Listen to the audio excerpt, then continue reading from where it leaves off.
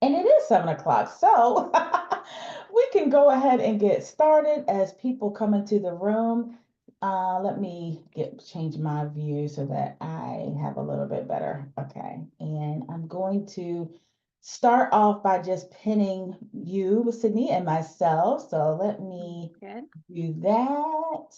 And let's see. And pin me. Okay. Okay. I think we should be good. Okay.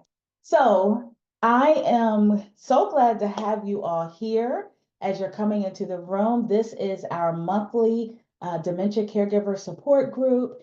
And so, as many of you know, we have a social media support group, and we get a lot of questions and a lot of really activity, real activity and questions. But a lot of people wanted to be able to have something where we could sometimes just kind of talk. So we are doing these monthly. So each month we're trying to kind of have a specific theme, although the point is really to just get us together to have conversation. So welcome as you're coming in the room. This is pretty informal. So feel free to, come off camera or raise your hand and all of that. And I say that with also acknowledging that I know for caregivers, sometimes you have to be kind of careful with what you're saying. So you can always feel free to drop something in the chat if you don't necessarily want to, say out loud a question or something like that.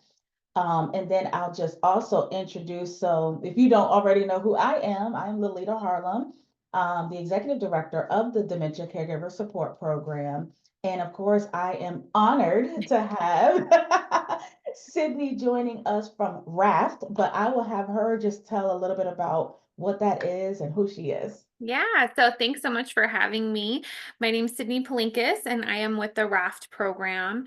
RAFT is a regional project, so we serve all of the Northern Virginia area. We're a government program that supports older adults living with dementia and their caregivers. Awesome, awesome. So we have our expert with us. So the theme of tonight's conversation is really about having difficult conversation.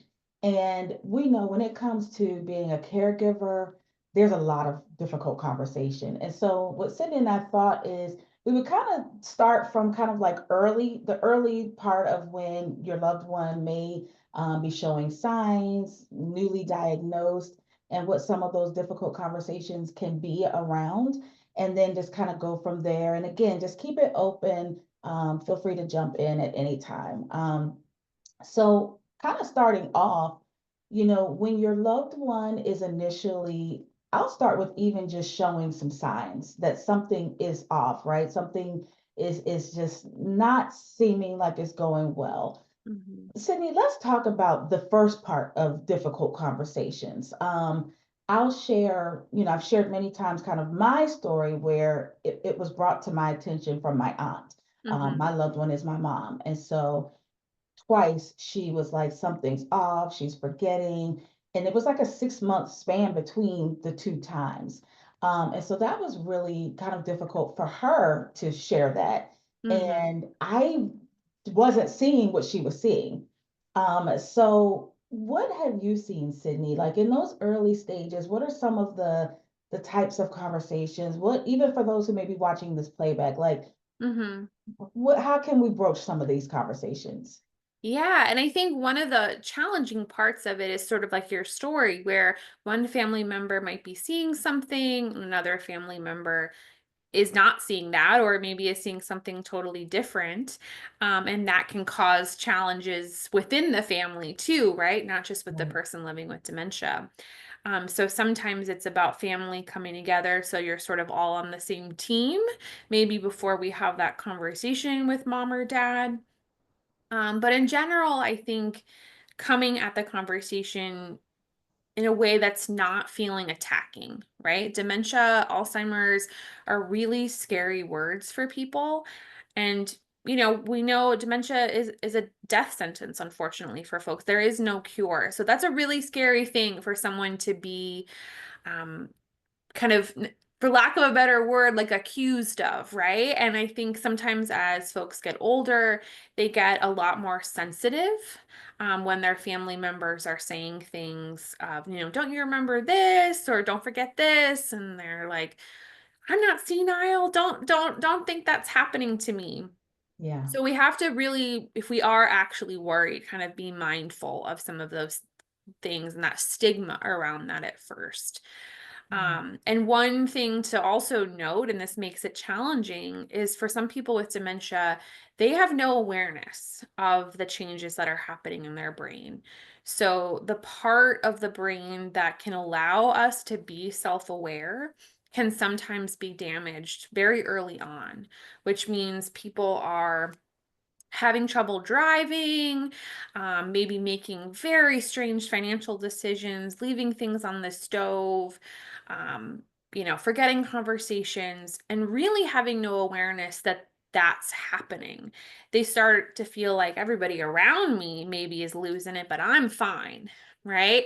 Yeah. And that is really hard when you're trying to have those conversations. And sometimes it feels like maybe my loved one's in denial, that they just won't accept it.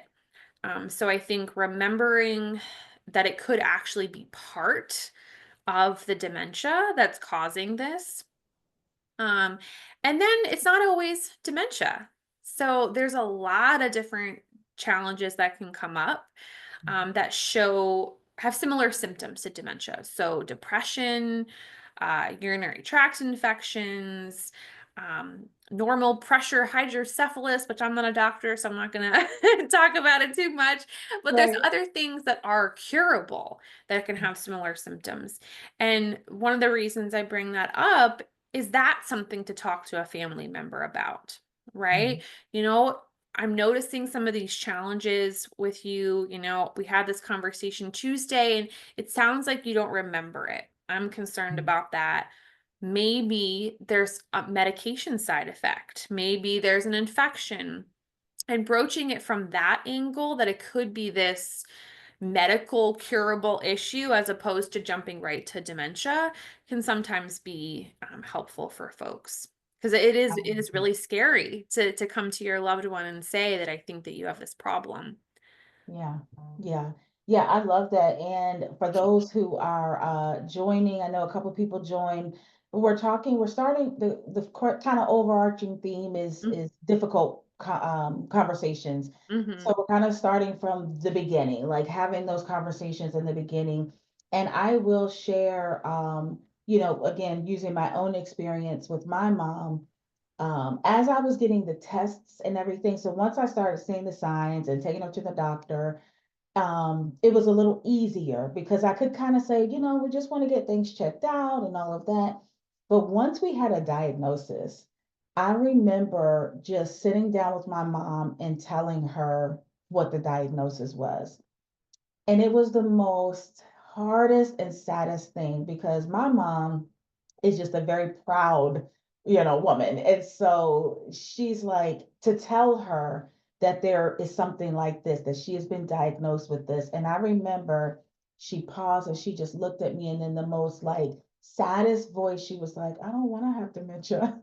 And I was like, I know, I don't want you to have it either. But, we had to have the conversation because there were going to start to be adjustments. So, those of you, again, feel free to drop in the chat, or even, like I said, this is not formal. So if you want to come off camera, or jump in the conversation at any time, feel free. If you have questions, maybe you're trying to have conversation, you'd like to get some tips. But that's, like we said in the beginning. Mm-hmm. So before we move kind of like through the stages, let's talk about having the conversation with family in the beginning, Yeah. right? Because again, you, especially if you're like the main caregiver, maybe you've been doing the doctor's appointments, like you said, you notice all of the things. Now you have to go explain all this to family. Mm-hmm. And it just seems like most of the time they're just not willing participants in this. What would you say? Yeah, and I think I have also seen it from both like kind of the reverse of that as well, right? Sometimes when you're in the day to day with people, we notice changes less. Sometimes in at work, we kind of joke it's like the daughter from California syndrome, right? So a loved one comes to visit and they notice this big decline because it's been so long since they've seen the person. And then Yeah. that can cause some pushback of, well, why didn't you notice this? You're with mom every day. Why didn't you see these changes? But yeah, I think it's always a trying time with families, and we see this a lot in our program. Some families really struggle because they have different views of what they think is best for their loved one. And they pull apart as opposed to come together. So I think putting as much kind of ownership and self-determination still in the hands of that person with dementia, which is hard because we want to help them, and sometimes helping them looks like jumping in and taking over everything, right?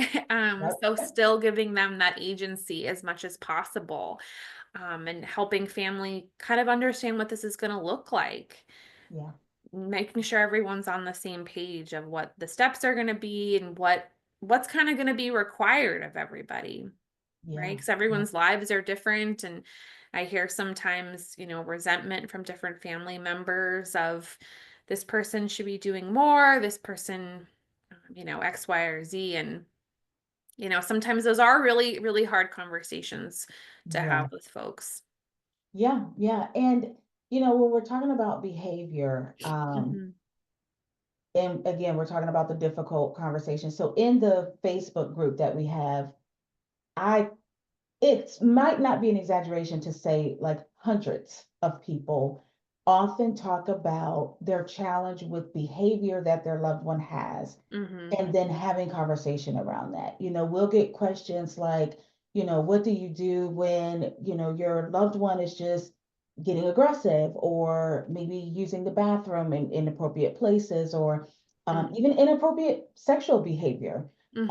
So what tips can you give around conversation with that? Because the challenge is, we know from an educational standpoint that the loved one really can't help it, Hmm. right? But emotionally, and we're coming from a logical standpoint, Yeah. I should say a sound cognitive place, right? Hmm. Where we're like, why do they keep doing this? It's like, stop doing this, why are Hmm. you brushing your teeth with the shaving cream, like all these things, right? So what tips do you have for that for our caregivers? Yeah, I think we're all logical when we can be, right? Like I have a loved one with dementia, and I have taken on some caregiving duties mostly from far away. But the times where I've been taking night duty, right? Like I can know in my brain that it is not their fault that they're waking up every hour and asking me to adjust the blanket.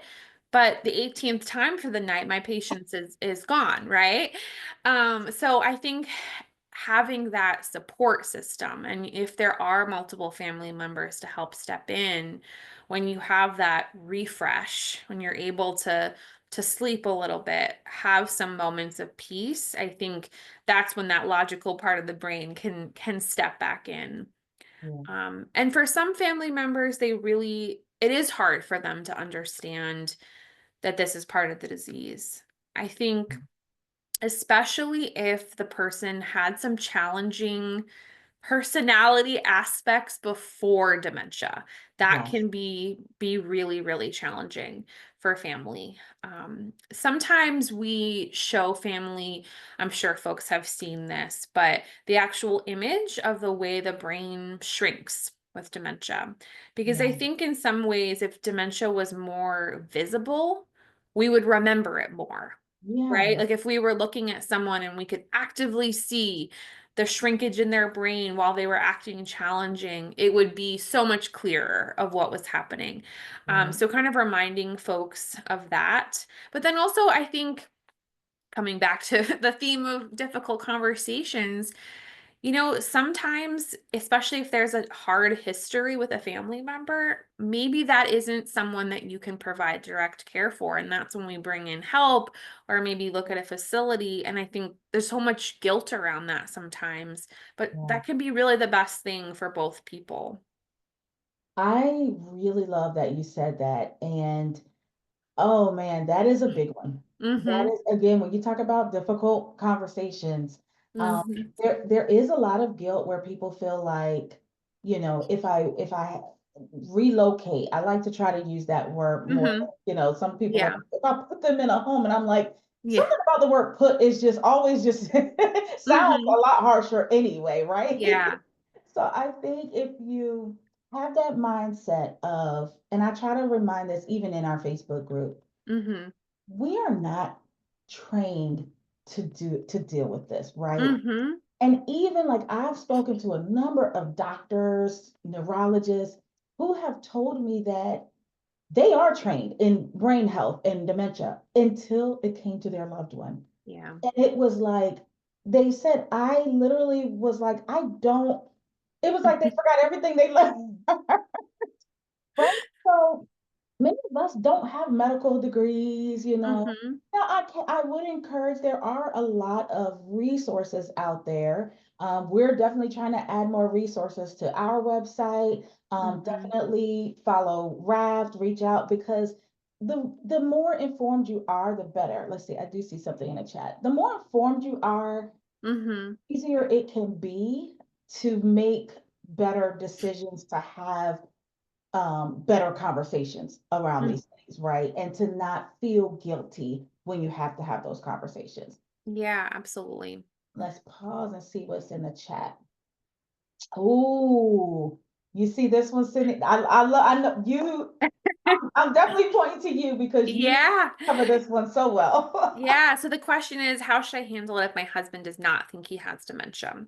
So I have a kind of a lot of thoughts on this one. Mhm. Um, in I don't know what stage you're at, so I'm going to sort of answer it in different pieces here. In the beginning stages, before there's a diagnosis, if you are worried about someone and you highly suspect that there's a challenge, I think, like we talked about before, focusing on really just getting them to the doctor, right? It might not be Alzheimer's, it might be something else medical, or maybe even we don't even talk about memory when we're getting them to the doctor. If it's just about he's moderate to severe. Okay, so he knows, or he doesn't know, but we're past that point. We're at the diagnosis. Okay. Um, is the challenge just to find out that he doesn't want care because he doesn't think he has it?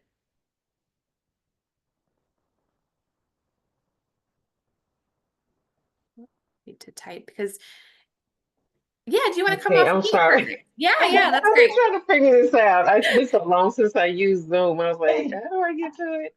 No worries. Um, so he was formally diagnosed Okay. in 2022. Um, but we have been going back and forth to doctors since maybe 2017, 2018. Um, there's a lot of family dynamics with my in-laws, a lot of opinions, but it's mostly just my son and myself that are Mhm. here taking care of him. But he has moments where he does not believe us, like, you know, we, you know, we can't leave you alone. Well, you Mm, can't just walk down the street. Well, no, you don't work, mm-hmm. because you have Alzheimer's. It's like, no, I don't. Well, in the last 6 months or so, I've learned just I'm not going to argue with you about it, but Yeah. this is where we are. Yeah, and I think you're right. Like you can't argue. He's not, you could probably show him every single medical test and have every doctor in the world tell him, and he's just not gonna believe it. Yeah. It starts to feel like maybe you are against him because you are coming up with this thing. Is Hmm. there one of the things we talk to families about is if there's other explanations that you can give for things of like why he can't be alone or maybe why he can't drive or why he's not working. Like, I really wanted you to retire so we could spend more time together. Or it's too icy out, so somebody needs to go with you when you go for a walk, right? Like little explanations like that, because otherwise we're Okay. getting into like a larger conversation that he's not going to Not accept. capable. And yeah. Okay. Okay, Yeah. that I makes know sense. it's hard sometimes in like the moment because Mm-hmm. like, well, this is why you can't do that, right? Yeah. Um, but yeah, And just I kind of try not to talk like down to him, mhm. but I have to kind of simplify things just to keep it from going from 0 to 10. Yeah, and I see your point. You don't want to necessarily infantilize him, right? Or make him feel like he's a child, but things do have to simplify a little bit because Yeah, his brain isn't going to be able to critically think as the same way yeah. it used to. So, adult but simplified. Okay. Yeah. And I had someone was trying to get in, they were having a problem, so I apologize for stepping away. So I might be repeating what was said, but I will add to so my mom has that same issue. So I mentioned earlier that I told her in the beginning that she had dementia, and she was like, I don't want to have dementia. And in the beginning, she was still pretty, I could have conversation around what it was, what was coming. But as it progressed, I mean, she has no knowledge at all and will argue you down. Like, even when she moves things and she insists it's my stepdad, he put that there. So I think one of the things we've learned, I'll just give you kind of like from our experience, is that sometimes just like with a kid, right? We don't necessarily, when you're helping a child, you don't necessarily go into all the details as to why certain things have to be a certain way, right? Sometimes, especially if it's like for their safety, you're just whatever the simplest way to get them to do what you need them to do. So I've learned that in most cases, it's not necessary to fight that battle, right? Like convincing her that no, it was you that moved this, or even some of the more challenging things, like when she um is moving furniture, like sometimes we don't have to say, well, this is because you have Alzheimer's. We approach it from sometimes just like ignoring certain parts of what's happening, right? Just sometimes like if she's like, no, I didn't put it there. Okay. And then just, well, let's put it back. I don't know why dad did this. Let's put it back type thing. When it Yeah. comes to like their health and safety, sometimes it's like just not even mentioning the Alzheimer's. Sometimes I'll say, like for my mom, it's she can't take a shower on her own. I don't live with them yet. We're going to be moving in soon, but when I go over there, I can always tell that she hasn't taken a shower. One, because I can just tell, but then I'll go in her bathroom and she thinks that she's washing like her dirty clothes. She's washing them like in the sink, in the bathtub. And I mean, she's doing a pretty good job, all things considered. But, so in those instances, it's like just working around that. And it's like, well, let's move your clothes here so that we can get you. And then I'll kind of say things like, you don't want to be smelling, do you? Say things like that, Mm, work around it because she's just not, I think, like Cindy was saying, like, she's not going to know that she has Alzheimer's. Like, it's just that part of the brain, she just won't know. yeah. So I hope that, I don't know, again, I You apologize for did. some of the conversation, but I hope some of that might be helpful. Yes, you both were helpful. Thank you. Okay. And Thank just to you. add to that, I don't know if this will be helpful for you or other folks. One of the things that we see for the main caregivers, and you probably all can relate to this, is you become kind of like the no person. You're the rule person. You're the one who's laying down the law.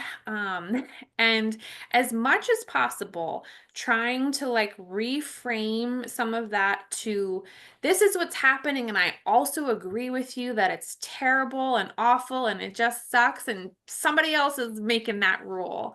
Because with dementia, people often lose that logical part of their brain, which is sort of why this works. We actually had a client who he wouldn't take his medications because he felt like his wife was trying to poison him. She would try to explain to him, you're sick, you have all these challenges. And he didn't believe it. So it was this fight every day. Um, and we talked with her about trying to just validate how frustrating it was. And she tried it and she said, it makes no sense at all, but it worked. He said, I don't need medication. I'm not sick. And she said, I know you're not. I know you're not. I'm really sorry that you have to take this, but I guess you have to. And he took it. No fight. And for at least the past couple months, it's been working. And all of us would think like, well, why am I taking it then? Right. But again, that logical part of the brain is gone and he feels like his wife's on his side. Now that's working for now. Things might change. That's what happens. But at least it's working for now. Yeah, that kind of goes with what's in the chat there. Oh yeah. I'm reading that Yeah, now. Perfect. yeah. She says, I found that it makes more sense to them to trust their viewpoint rather than someone else's. When I realized that, it made things a lot easier. I would be reluctant to believe someone else's reality. Yeah, Mm-hmm. yeah.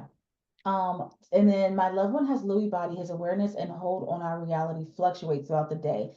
I thank you so much for sharing that. Sydney, can you? So, admittedly, I've done a lot of research on Alzheimer's, obviously, because that's the one my mom has.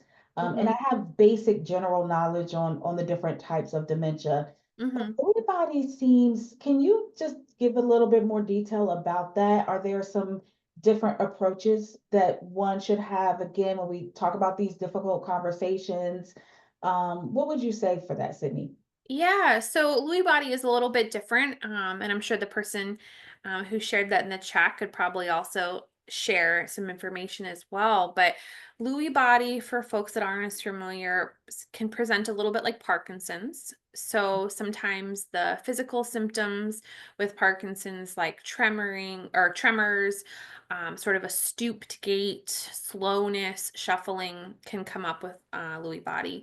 But with Lewy body, sort of the difference between Lewy body and Parkinson's often is that the cognitive symptoms will happen first, and then the physical symptoms start. And one of the challenging parts of Lewy bodies that I've seen with folks is it really does fluctuate day to day, as was said in the chat. People can have incredibly good days, incredibly good weeks, where, family feels like, what, maybe mom can still manage her finances.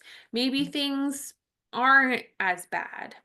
I've had conversations with people living with Lewy body saying, I don't have that anymore because they started taking the medication for the hallucinations and because the hallucinations are gone, they think that the Lewy bodies is gone. But they're able to have fairly coherent conversations. So, to them and to the loved ones, it might seem like things are different, but because it fluctuates, right, then there's still going to be those dips. So I think helping family who might not realize what that ebb and flow is going to look like is really important because it can fluctuate day to day, which makes it hard to know when you need to step in. And it can also make it challenging knowing kind of when someone can do something and when they can't, right? Sometimes when we feel like our loved one can do something, but they're not doing it, that's when we get frustrated. I know you have the ability to do this, why are you not doing it? But remembering just because they did it yesterday doesn't mean that they can do it today. Yeah. And the hallucinations and delusions can be a very strong component of Lewy bodies when other memory trouble isn't necessarily there. So it can be challenging because it doesn't look like dementia in the typical way that we necessarily identify it. Yeah. And I can imagine that's tough too as a caregiver because like you said, if you're sometimes it's just being able to kind of resound your mind to something, right? So Mm-hmm. I imagine, and my heart goes out to you because I imagine that makes it even more challenging when, you might have really long moments of, like you said, they seem aware and everything's going well. And then Mm-hmm. it like maybe then it changes. So that in itself can be probably just pretty challenging because it's hard to just accept, right? Like Mm-hmm. this is what it is. And, so I Yeah. appreciate, thank you for kind of breaking that down. We do have another question, and this comes up quite a bit in our group too. Mm-hmm. How do you handle a situation with a spouse mid-stage who believes that intimate relations should still go on as normal? Yeah, so that's a challenging one. And I think sometimes there's a perception from people that just because someone has dementia, they can't be intimate or they can't have sex, which isn't necessarily true, right? If they're able to consent in that moment and understand what's going on, they can. But that doesn't mean just because your spouse wants to, that you as the caregiver, you as their loved one, have to say yes every time. And I think that can be a big challenge. Yes, I need to be able to switch gears in the moment. Yeah, it can be challenging. We've seen caregivers who, uh, really, honestly, it's mostly wives, right? It's husbands with dementia who are having this challenge. They want to be intimate. Wife doesn't necessarily want to, but she knows that some aggression or challenging behaviors are going to come up if she says no. So I think really, as much as possible, reminding yourself that you do still have the right to say no in that moment, and that's okay. Um, you might not have to go into the whole explanation of why you don't want to. And this is a little funny to be talking about in a webinar, but you can redirect to media sometimes, right? Right? It doesn't have to be you in that moment. There can be some self-gratification that they can get. So I think redirecting, but redirecting doesn't always work. So have them maybe get that energy out alone if possible. But yeah, it's a challenging conversation because if folks are still viewing the relationship as, we're husband and wife, which you are, but that caregiver dynamic changes things. But they don't always see that, and that can be really hard. I just ask this, again, your opinion. I mean, I feel like the person who does not have dementia, Mm-hmm. um, I can imagine that that's a very difficult situation, right? Mm-hmm. I mean, part of me feels like I just imagine it would be really hard to have that and to still operate as normal, and then also not feel guilty when it's like no. So Mm-hmm. I mean, yeah, that's tough. I mean, I love what you said, and I'm just trying to think if I'm in that situation, that would be really, really difficult. So I Mm-hmm. appreciate you bringing that up in the chat because it sounds like Sydney, you're saying you kind of have to go with what you are comfortable with and kind of be okay if the answer is, I'm just not comfortable with this. Mm-hmm. I mean, it would be, I think of it like any type of illness, right? Like, Mm-hmm. I mean, I don't know. That's a tough one. It is a tough one. I have not been in that situation myself, but I think in a lot of situations when we're caregiving for someone with dementia, we really do what's best for them and defer a lot and put ourselves on the back burner a lot, and that can't always happen. And I think definitely shouldn't happen in that situation. Like, you really need to do what's best for you and never be in a situation where you're, you know, having sex just because somebody else might get aggressive if you don't, right? And that, might be taking some, steps back, walking around the block, even just being in the other room. Um, yeah, and it can be really challenging. I've seen a lot of folks who do have very significant aggression issues around that Yeah, challenge. And I yeah, don't think medication is always the answer, but it is something to talk to a neurologist about as well. If things are getting to the point where it's not safe for you, it's not safe for them, trying to figure out what can be put in place. yeah. I know a lot of people in our Facebook group have said that they've had success with getting medication, because like you said, at times that can be part of the illness that part of the brain. I Mm-hmm. mean, how unfortunate is that, right? Like Yeah. of all the parts of the brain to be ignited, that part is. And Mm-hmm. you are, I mean, let's just be honest, you're wiping up maybe bathroom mess, and here they're wanting to be intimate, and it just creates a really difficult situation. But I like what you said. Talk to the doctors, right?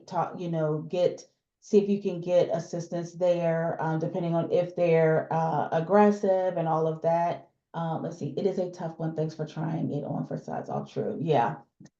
Yeah. I think, and also, which I always am an advocate for, having your own therapist, mental health, like some of these things we can talk about it and give wonderful suggestions, right? But I'm a firm believer in having some type of therapist that is just for you, that can really spend that time, because they'll also get to know you, get to know your situation. They can really give you good guidance and just this whole journey, like not even if that you have that issue, right? But I'm a firm believer as caregivers, if you can find, and a lot of doctors' offices now are providing through the actual doctor's office. Now, it may be limited, it may be like 4 sessions, and then you have to go through your insurance. But really, please, if you haven't already looked into that, think about that, because this is not an easy journey. Yeah, it's not an easy journey at all. So I would really, really encourage that. Let's see. It is, I need to be able to okay, so that the other one about the switching gears. Yeah. Um yeah, I mean, it's all good. I will share, kind of staying on that lane regarding getting the help. Um so I'm also a federal worker, and if you know anything about what's going on with the federal government, there's a lot of potential with shutdown, people losing their jobs and all of that, and then being a caregiver. And um, I am a big person about therapy, but I haven't been going to therapy. And so I just kept feeling like I was struggling. I just was struggling. And if you follow like my YouTube and all that, like I do fun stuff with my mom, I get her coloring and things like that. And one day I was there, we were coloring and we were sitting at the table. And I tell you all, it was like I was having an outer body experience, because in that moment, I had this flashback of when I was like 5 years old coloring. And it was like very, very weird, and like this overwhelming sense of sadness. But my mom is so in tune to me. So it was like I had to fight not to give into it was a mess. And I was like, let me call my doctor. And it was the best thing I could do, because for one, it was just that confirmation and validation. This is what happens for caregivers often. And even if you're not like heavily caregiving, when you have a loved one with dementia, it's hard. It is hard to watch that. So I think if nothing else, I just really want to encourage, like you're doing these different support groups and all of that is wonderful. But if you can find a therapist, someone that you could talk to regularly as you're going through this journey, would be really, really good. Yeah. And just to go off that, thinking of our theme of difficult conversations, I think one of the things that can come up is also difficult emotions, right? Yeah. I think there's emotions that sometimes we think are okay to have, like I'm sad that my mom has dementia, but then there's ones that aren't so nice, and that's still okay to have them, right? Yeah. Like sometimes I'm feeling resentful that I have to change my life around for this, or I thought we were going to go on vacation in our retirement. I didn't think I was going to be doing this. Right. Feeling, like stressed or angry, and even, preparing that sometimes at the very end, it can be sad and also a little bit of relief. And all of those are hard things to feel, and then we feel guilty, and then we push it down, and that just makes it all worse. Yeah. So I think just letting yourself feel whatever you're feeling, even Yeah. if it's something that you feel like you shouldn't feel for whatever reason. And you're right, talking to a therapist, talking to a counselor can be really helpful to work through all that, because we might not feel like we can admit some of those things to our friends or family members, but you can tell a therapist anything. Yeah. Yeah. Yeah. And again, with our theme, so as we kind of come to the last portion of our session tonight, one of the things that we said we wanted to make sure to discuss is when you have to have conversation around what their wishes are. So one, when we talk about as it progresses and as they decline, you'll have to make some tough decisions. You'll have to know, if they fall, what they want, if they we recently actually had that. My mom fell and they were asking us, we got to do all these tests. We got to make sure she didn't hit her head. We got to make sure it's not a brain bleed. Do you know if it is a brain bleed, what she would want? So those are difficult conversations to have. So I'd love to just kind of give some tips that we can share as far as having those conversations. I think the first tip, if you're in the earlier stages, that's always best to have the conversations then. So, there's tons of resources out there that can help with having those type of conversations, as far as like, what would they want? Are they about quality of life or quantity? Do they just want us to be alive? I don't care, just keep me hooked up, or are they like, I would never want to live like that, so if this happens, this is what I want you to do. Like, the earlier on you can have those conversations, the better. But often we don't really get to have those conversations in the beginning. So Sydney, what are some suggestions that you have as far as, having the difficult conversation, whether with a loved one or maybe even with family? Yeah, well, I think you're right. The earlier we can have those conversations, the better. And one of the things I like to talk to people about, because nobody wants to think, okay, well, when my dementia progresses, what am I going to do? And have it be more of a hypothetical, even though it's not necessarily, like if things got worse, right? Um, yeah.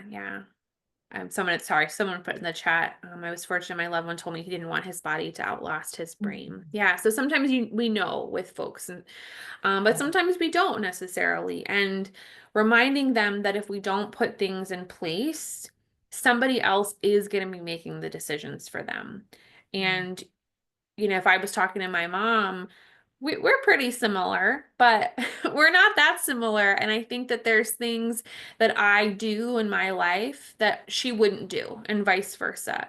And the way we live our lives, and I think the way that she's gonna at the end of her life is going to be different probably than the way I would want mine. So I want to know what her wishes are. I'm saying this thinking we haven't actually had this conversation, because hopefully it's very far in the future. But that's, I think, something you can talk to family about, right? Like, I want to make sure what you want is what happens, not what I want, or not what, sometimes if there's a family member that they're worried about, that can be good, right? Like, you don't want to have this guy be in charge. Right. But then, yeah, sometimes if those conversations haven't happened, then it's just trying to figure out, what's best for them, what maybe would they have wanted, and not always what they would have wanted, but maybe what does it seem like they want now? Because dementia really changes people. So, what they would have done 6 years ago might be really, really different than the decisions they're making now. And how comfortable have they seemed? What are the things that they like and that are bringing them joy in these moments? Kind of thinking through, who they were, but also who they are now, I think is important, because it's different sometimes. Yeah. And I will add, if sometimes it's about getting creative too. So what I've seen some families do is kind of like, we're going to have a family discussion about if, something happens. Sometimes if there's things going on just in the world, right, it can be an easy segue to like, like during the pandemic, for example, like, oh, what, let's talk about if things happen. So you kind of piggyback off of that, but when you make it a group conversation, especially if the person still has some cognitive there, right? If you make this conversation around everyone, what would I do if, I just want to let y'all know if something happens, these are my wishes. What about you? So and so, make it like a group, I find, and for what people have shared, a lot of times they like the group. They do better when it's like not centered on them and like I'm gonna get this wrong or I gotta get this right. Like Mm-hmm. but like that group conversation, you can kind of make it a little like it's just family talk, but you're taking note, right, of what they're saying. Yeah, we actually had someone in the program who his mom wasn't diagnosed yet, but he knew we needed to start having these conversations. He wanted to do an advanced medical directive with her. She did not want to do one. Because that's something we can do in our program. So we went and he did one and we helped facilitate that. And he just invited his mom over. It was not about her at all. And Uh-huh. then she was sort of like, is this something I should be doing? And we were like, well, if you'd like to. Yes, yeah, And it was totally, like you said, the focus was off her. It was not about her and any potential, challenges she had. It was just something yeah, that we were doing and something that anybody should do. yeah. And Yeah. depending on what role you have as a caregiver, Mm-hmm. um, you know, most likely it's the decision is going to have to be on you, if you haven't already had that conversation. So I think another part of the difficult conversation, right, is being okay with making your best educated guess. Mm-hmm. But I really encourage you to make it up in your mind what that is, because I know Sydney and I both have heard from medical professionals, people that we both know that do workshops on this. When they get, if they fall or something happens and they get in that emergency room, oftentimes they're going to make decisions for you. Mm-hmm. So the more you can be educated and speak to what you feel your loved one's wishes are, the better it is. And we have a mutual friend who is an emergency room surgeon, and she talks about it all the time. And I know it's in the Facebook group. I have links to some of her workshops, but I'll put it in when I email this out. I'll include that. But it's really good to have it because she's like, I'll be honest, they're not stopping to have the conversation. Think about it. Think about how quick emergency room. So if your loved one is in there and let's say they broke a rib, you might that can think about so many different things can come from just a simple thing. I say simple thing like that, right? Mm-hmm. um it's all different kind of things, right? So knowing their medical history, because that makes a difference. If you have a loved one who has diabetes, there might be a whole different type of care that's needed just from something that seems simple, right? um Anything else you want to add on that piece? No, I think, yeah, having it written down and then kind of checking back in with it. Because if you were, awesome and on top of things and you made a medical directive 30 years ago, that might be very different Yeah, than what you want now. So I think kind of continually checking in to make sure that those things are still what you want and everything is up to date is also really important. yeah, yeah. And like I said, I know someone else that said they had a conversation with their mom, Hmm. and they said to their mom, if something happens to me, I want you to be able to, make sure everything goes how I want it. So can I tell you what I would want? And the Hmm. mom was like, okay. And so then the mom was like, well, should I tell you what I want? And she's like, yeah, let's do that. So, you gotta think clever. You gotta be a little clever in Hmm. these instances. But again, these are difficult conversations. I Hmm. know within my own family dynamic, my sister just does not like to have the conversation. So she's like, you do it. No, I don't want to know about power returns. You do it, because it's hard Hmm. for her to, just accept where we are with things. But you have to have the conversations. You really do. Yeah, and with that towards the end, I think hospice is often a very difficult conversation for people. And I cannot praise hospice more. Honestly, I have volunteered with hospice in the past, and every family member through work and even or every client through work and family member that I've had who has had hospice has always been such an incredible experience. Hospice comes in and brings a lot of resources for caregivers, a lot of resources for family. It's generally really wraparound. There's doctors and social workers and volunteers and faith-based folks. I do not know really anyone who regrets joining hospice too soon. And hospice doesn't necessarily mean that it's imminent. When I volunteered with hospice, I had patients sometimes for 2 years. But they were getting all those services that whole time.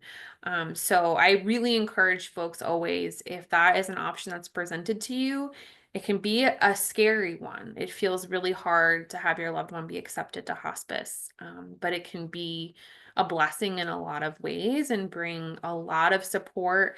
And also after death, they have support as well. Oftentimes there's support groups and free bereavement counseling, a lot of help for folks. Yeah, that's good. Yeah. I love that you said that because people do, it is a scary word. Hmm. It's a scary word, but and I've heard people say that the people that have, they're like, it was the best thing I could have done. Hmm. So if I get to that, we get to that point with my mom, I'm gonna become leaning on you because it does, it just in your mind, it feels like we're here, but Yeah. You don't want to be there. yeah, Yeah. yeah, And you don't want to be there, but know that there's a silver lining to being there, and that it is coming with a lot of support.